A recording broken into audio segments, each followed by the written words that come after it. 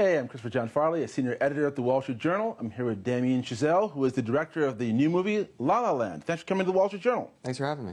Okay, one thing I find fascinating about your new musical, La La Land, is that when you think of musicals, you think of sometimes Rent, or a rock musical, or Hamilton, a hip-hop musical.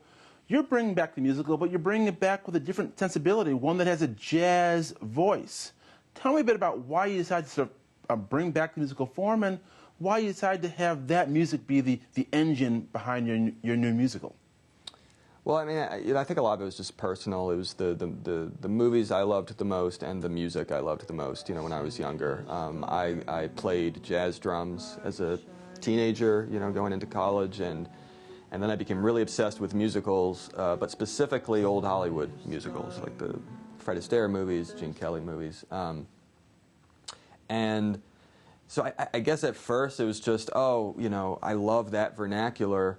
But I'm living in the here and now. I moved to LA about 10 years ago, trying to kind of make it, trying to make movies there. Nothing really working out for a while, and I think it was just that's where the idea sort of came from. Was could that old vernacular, that older type of music, that older type of musical, could that somehow speak to today? And could you take that sort of soundscape and that kind of style and tell a truly contemporary story with it? That was like, I think that's where it all came from, and then it was about trying to figure out, okay, how do you actually do that? With you. And I just know I feel so good tonight. Come let it burn, baby.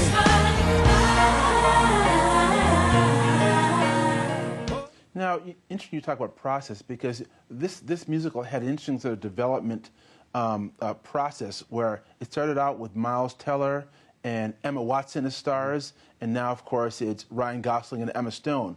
Walk me through how it began and how you ended up with the stars you did for this musical.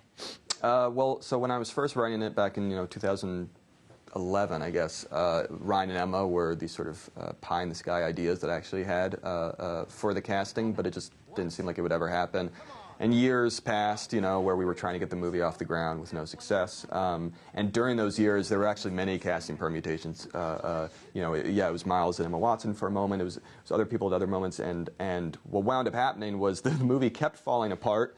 Kept almost getting to the finish line and falling apart. And money would fall through, or casting would change, or whatnot. And then weirdly, it's kind of kismet, I happened to meet, finally, this was after I made Whiplash, meet Ryan and Emma independently, and there was an availability in Emma's schedule, and Ryan and I started bonding over Gene Kelly musicals, and so it was kind of suddenly, very organically, this idea that had been a far-fetched dream before became actually a realistic proposition, the idea of them doing the movie. So that was, I guess it's luck, it's fate, I was very happy. Now, you saw Emma Stone, of course, in Cabaret. Reportedly, she was sick that night when you saw her. What did you see in her that made you think, that's the star of my movie? Well, again, I had already thought of her as the star of the movie before I saw her in Cabaret. Seeing her in Cabaret was just, I guess, further, affirmation of her gifts. I had never seen her in a musical before. I felt like she could do it, but that was proof. And But I think it's kind of, what she brought to Cabaret, I think what she brings to this movie, there's just a sense of life to her, that I think a lot of people can seem very lifelike in person, and then it's like once they're on stage or on screen, it becomes this kind of thing that doesn't feel like real life to me. Emma can be this larger-than-life movie star and yet feel completely accessible, emotional, alive at every moment. She's constantly changing, you just look at her face, you look at how she acts certain scenes.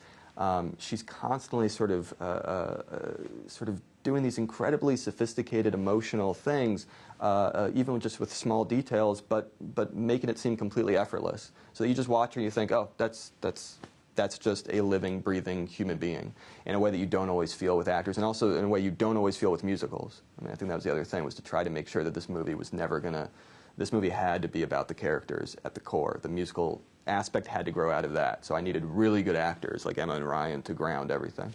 And I've read, and tell me if this is true, that Ryan Gosling, you had some hand stand-ins for him for the piano parts, but he actually did it himself? Yeah, I mean, we had handstands or hand doubles ready, but we never wound up using them. And I think day one we let them go because we realized, I mean, Ryan was playing these pieces to an extent that I think neither I nor anyone on the film thought he'd be able to.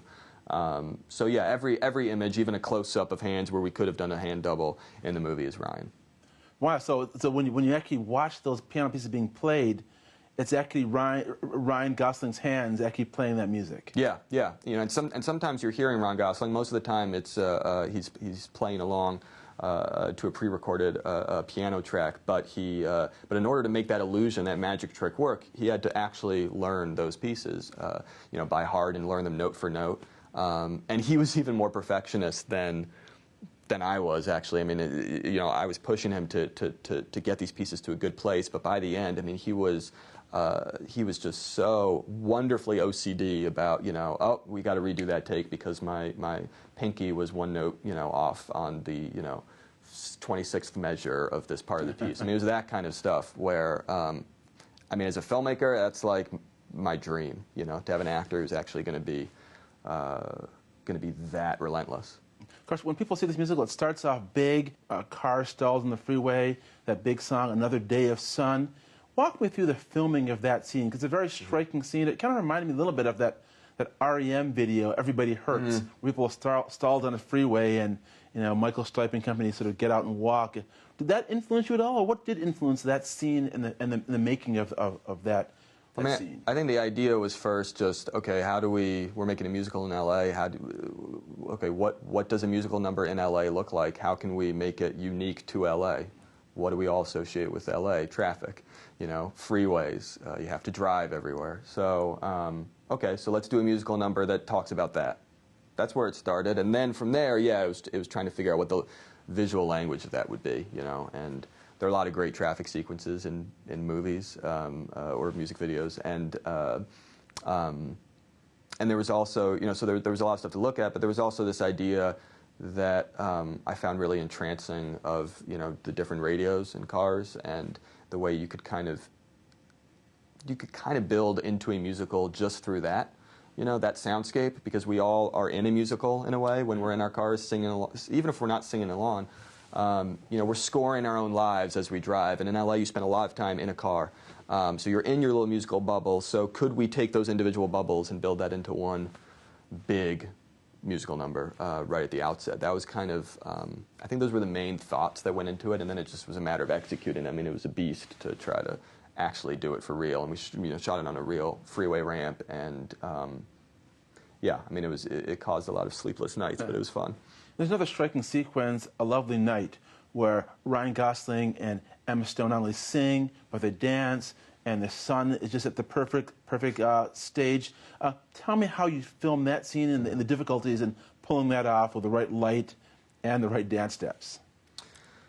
Well, I mean, I was really, both with the traffic sequence and with A Lovely Night, I was really aided by, you know, an amazing choreographer, Mandy Moore, and an amazing cinematographer, Lena Sandgren.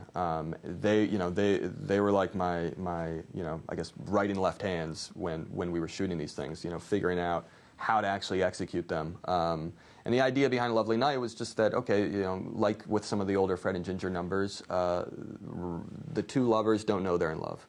But we kind of do, and the movie kind of does. So everything is signaling the love. The light in the sky has to be as romantic as possible. The music is romantic. The setting has to take on this kind of magic, even while the characters are refusing to believe it, until finally they're like almost reluctantly dancing. That was the idea, so it meant that, yeah, we had to shoot it under very specific circumstances. And, you know, we only had about a half-hour window to have that kind of light from the sun.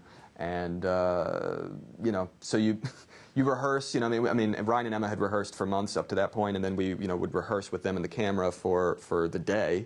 And then as soon as the sun started to get to that magic spot, we would start shooting, and we would just shoot as many takes as we could. It was really only about 5 takes a night. We did it over 2 nights before the sun sets completely. So it was this sort of run and gun kind of feeling shooting that day, of kind of doing a take, running back to starting position, doing it again, wiping off the sweat from Ryan and Emma, doing it again.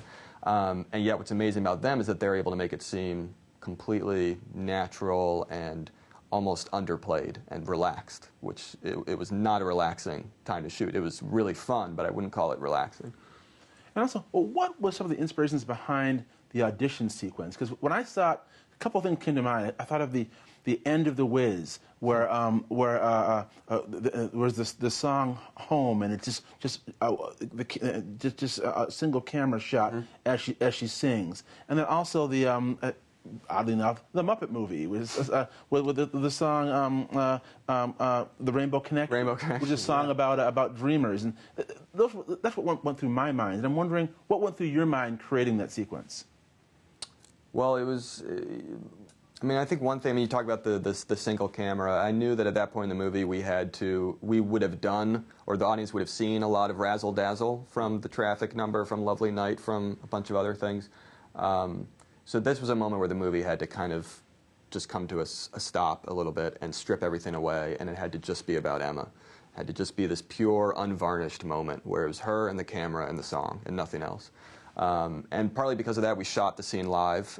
So Emma was, and not even to a pre-record. Emma was, had a little, like an earbud hidden in her ear, so that Justin, our composer, could be on a piano, an electric piano, off in the other room, accompanying her, so that she could decide when to kind of actually slip into singing. She could decide the tempo. She could lead him rather than her being forced into anything we had done. And yeah, what you see in the movie is entirely one live, unbroken take. And she acts it. It's just like acting. It's at the end of the day, it's not. I wanted to try to do away with this border between the non-musical stuff and the musical stuff. And especially a scene like that, it had to just be. That's why there's no cut. That's why it's live. It just has to be one seamless kind of transition from real life into this somewhat fantasy moment that she has as she's performing the audition, and then back to real life. And it has to happen without too much gadgetry. But of course, to pull that off, you need someone like Emma Stone. You need someone who can just sustain that shot, who can hold the camera, and who can perform that number. So I think there are very few people who have that sort of gift, and I think she knew it was a big moment for her and for her character, and she just nailed it.